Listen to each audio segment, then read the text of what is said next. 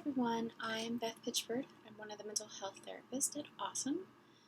We know that the pandemic has been a significant sudden change in everyone's lives and that a lot of people are struggling, and especially in our community. My colleague Sarah Lottie wrote a wonderful Ask the Therapist column with some tips that I'll go over, and I want to point out a few more options for you. If you go to our website, www.awsm.org,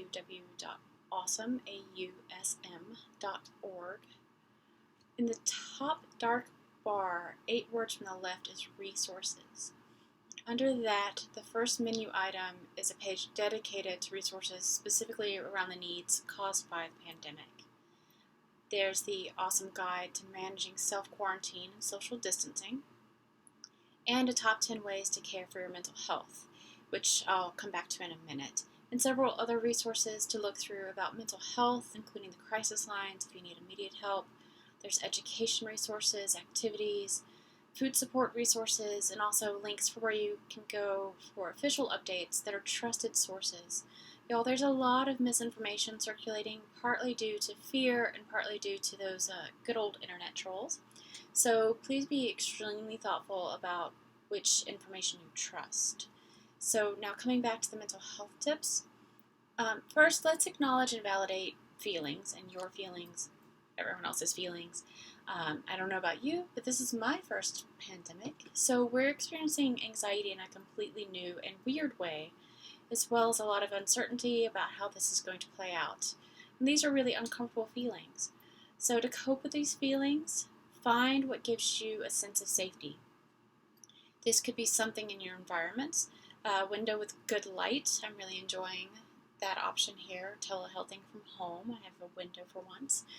Something decorative, a comfy chair, a pet. Many of you know I have cats, and they've been an invaluable resource, and they're enjoying sleeping on my head. Spend some time in those special places to have that feeling of being soothed. Most of us can't stay there all day, but try to make a plan for doing it each day. Also remember to use the strengths of autism. We've got safe stimming, we've got great fidgets. Shout out to the client that told me about this one. Obviously I can't name them, but it's a great fidget. Rocking, movement. Many of you know that I'm an Irish dancer, so I've tried to spend some time dancing, even if it's just in my kitchen. If you don't have a stim, don't feel left out. It's a great time to explore and see if you can find one, or see if you can find a fidget. It can be a texture you like. It can be anything. That sense of safety and predictability is important. Another important tool is grounding. We use senses for this too, so make observations of your environment. What can you see, hear, smell? One of my go-to tools in therapy sessions is to look around and name objects and their color. I see a teal wall. I see some pink on my door frame. I see a gray cat. That's a really helpful grounding tool. You can also look around and pick a specific color. So again, if you want to pair some of these tools of a favorite color that is soothing, and look around for that. Another strength of autism is routine.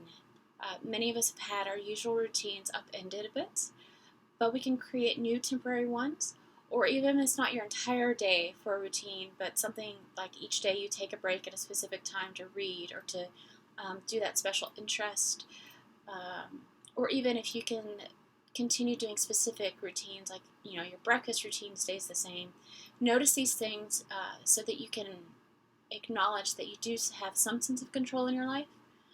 Other tips include make a plan or write a social narrative in case you or someone in the family does get sick, so you know what to do. Again, that's a sense of predictability and control in a somewhat uncontrolled time. Use distractions so you don't get bogged down in that stinking thinking. Those cognitive distortions like catastrophizing and all or nothing thinking that can get us really stuck in negative thoughts and get us stuck in a negative place. And practice patience with yourself and others. So go back to that, validating and observing your feelings. There's a significant variety in how people manage and experience stress, and especially sudden stress.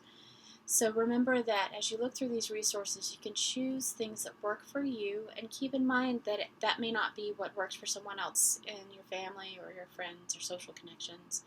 And along those lines, stay connected.